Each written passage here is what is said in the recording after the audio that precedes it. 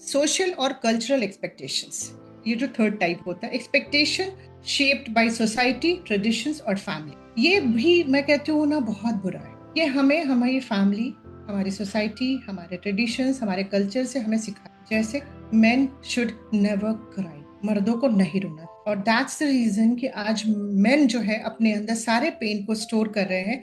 आज अगर मैं रेशियो की बात करूं तो मेल डेथ रेशियो हाई है कंपैरेटिवली फीमेल। आज 17 साल के बच्चे को भी हार्ट अटैक हो जाता है, क्योंकि उसको इमोशन एक्सप्रेस करने के लिए अगर वो करेगा तो उसको कमजोर माना। आप सुने होंगे ना बचपन में, अरे लड़कियों की तरह रोता है। स्कूल में भी चिढ़ाते हैं बच्चे, लड़कों को अगर रोता हुआ कोई देख लेता है, अरे लड़कियों की तरह रो। नहीं, उसको भी रोने देना होगा, उसको भी अपने इमोशंस बाहर निकालने देने का हमें मौका देना होगा, तभी जाकर के वो अच्छा फील करेंगे। ये कल्चरल ट्रेडिशनल फैमिली से जो हमें मिलता है ना एक्सपेक्टेशंस कि मेन शुड नेवर क्राई, ये अच्छा नहीं है। Daughter in law should behave in a certain way. बेटी अगर 8 बजे भी सो के उठती है तो चलता है, बट डॉटर इन लॉ ने तो 5 बजे ही उठना चाहिए। नहीं, ये गलत है। वो भी इंसान ही है। अगर आप रूल बना रहे हो अपनी फैमिली में तो सबके लिए एक जैसा बनाओ ना, कि अगर डॉटर ने भी 5 बजे उठाओगे तो उसको भी बुरा नहीं लगे। आज हम लोगों को क्या ट्रेनिंग है, माँ पे जो चाहो चिल्ला लेना, ससुराल जाके ऐसे नहीं बात करना। क्यों मम्मी, जब भी कभी मन दुखी होगा तो मतलब तो अचानक से गुस्सा आता ना, नहीं फिर भी कंट्रोल करना। सोचो, बचपन से सिखाया जाता है और हम कंट्रोल कर भी लेते। अपना फ्रस्ट्रेशन माँ पापा पे निकाल देंगे, भाई बहन पे निकाल देंगे, और जैसे ही ससुराल में आते सबसे देवी, शांत, सुंदर, सुशील बहू बनने की कोशिश, और सारे फ्रस्ट्रेशन, सारे पेन, सारे एंगर अपने अंदर स्टोर करना, और वहां से स्टार्ट होती है हमारी डिजीजेस। फिर कहते हैं बीमारी कहाँ से हुई, right? Parents must always sacrifice for children. मैंने ये जानबूझ के ये तीनों पॉइंट्स लिए क्योंकि मेरे दिल के बड़ा करीब। हम हमेशा हमें लोगों को सिखाया गया, मेरे पेरेंट्स ने सैक्रिफाइस किया, तुम्हें भी अपने बच्चों के लिए सैक्रिफाइस करो। और जब बच्चे आगे जाकर के बिजी हो जाते हैं अपने कामों में, मैंने जॉब छोड़ दिया अपने बच्चों को पालने, ठीक। अब बच्चे काम बड़े हो गए, उनको जॉब लग गया, उनकी शादी हो गई। अरे मैंने जॉब छोड़ा, वो मुझे छोड़ के कैसे जा सकते? यहाँ पे 20,000 की नौकरी मिल रही है, वही करो। 5 लाख की नौकरी करने के लिए दूसरे शहर जाने की कोई जरूरत नहीं। मैंने तुम्हारे लिए सब कुछ सैक्रिफाइस किया है। क्यों नहीं? वो अपनी सोल जर्नी है उसकी, आगे बढ़ने देंगे। और हम भी सैक्रिफाइस नहीं करेंगे, अपनी रिस्पॉन्सिबिलिटी पूरी करेंगे।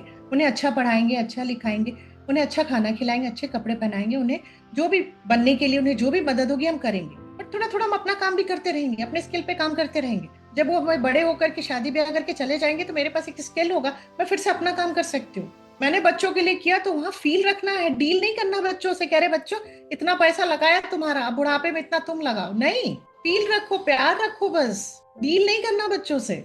अरे बुढ़ापे में तो तुम्ही ने मुझे देखना है, नहीं, बुढ़ापे में हम खुद को खुद से देखेंगे। नहीं देखने के होगा तो हेल्पर्स रख लेंगे, तुम अपनी जिंदगी जियो बेटा। मैं एक स्टोरी पढ़ी थी, रियल स्टोरी मैं आपको बताती हूँ। फॉरेन में एक बंदा है, उन्होंने अपनी एक बुक लिखी।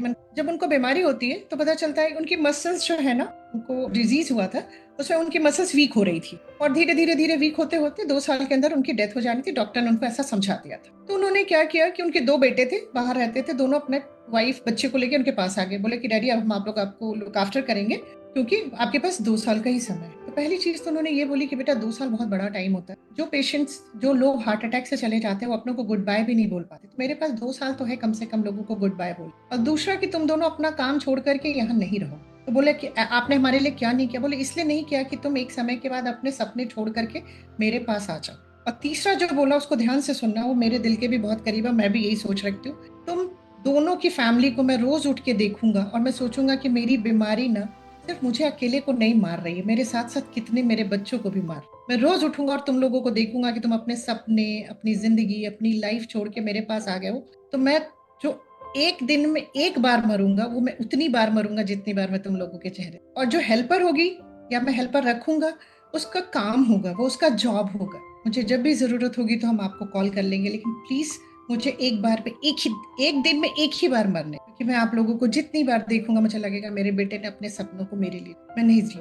मैं भी यही सोच रखती हूँ कि बच्चों तुम लोग आगे बढ़ना, क्योंकि हम आपके साथ जो भी हमने आज तक आप लोगों के लिए किया वो हमारा फर्ज था, क्योंकि इस दुनिया में आप खुद से नहीं आए, हम आपको लेकर के आए, तो उतनी पूरी जिम्मेदारी हम, राइट? तो इसलिए मैं हमेशा कहती हूँ सैक्रिफाइस नहीं करना है हमें अपने बच्चों के, हमें अपने बच्चों के साथ जीना है, उन्हें हेल्प करनी, असिस्ट करना है उनकी जर्नी में। उसके बाद अपने स्किल पे भी काम करना है, अपने शौक को भी थोड़ा सा टाइम देना है।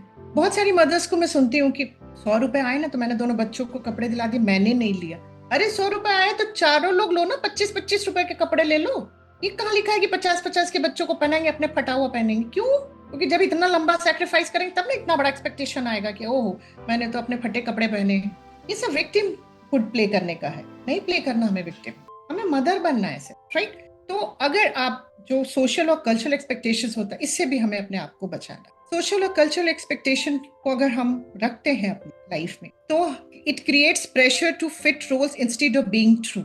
इसका मीनिंग बहुत सुंदर है बच्चों, इसको ध्यान से समझो। हमारा ट्रू सेल्फ बहुत सुंदर है, लेकिन जब हम सोशल या सोसाइटी और ट्रेडिशन और फैमिली की एक्सपेक्टेशन में अपने को खरा उतारने की कोशिश करते हैं ना, तो हम उनके अकॉर्डिंग फिट करने की कोशिश करते हैं। उसके वजह से हमारे अंदर ना बहुत ज्यादा टेंशन और प्रेशर बनने लगता है, क्योंकि हम अपने ट्रू सेल्फ को छोड़ देते हैं। सपोज मैं मान लो इंट्रोवर्ट पर्सनालिटी और मेरे घर में सब एक्सट्रोवर्ट पर्सनालिटी है, सब एक्सटेम्पोर बोलते हैं। अब वो सब मुझसे चाहेंगे कि मैं भी उन्हीं की तरह हो जाऊं। मैं क्या करूंगी? कोशिश करूंगी उनकी तरह बनने की, बट मैं अपना बेसिक नेचर जो है मैं उसको छोड़। अगर मेरे बिलीफ में है कि दुनिया बहुत सुंदर है और सबकी मदद करनी चाहिए, और जहां मेरी शादी होती है वहां पे दुनिया बहुत बुरी है, किसी की मदद नहीं करनी चाहिए क्योंकि सब लूटने के लिए बैठे हैं, तो जब मैं मदद करने चलूंगी तो सब कहेंगे नहीं नहीं, किसी पे विश्वास मत करो, दुनिया बहुत बुरी है। तो मैं वैसा बनने के लिए अपना ट्रू सेल्फ, जो मेरी काइंडनेस है, जो मेरी केयरिंग नेचर है, जो मेरा हेल्पिंग नेचर है, मैं उसको छोड़ दूँ, राइट?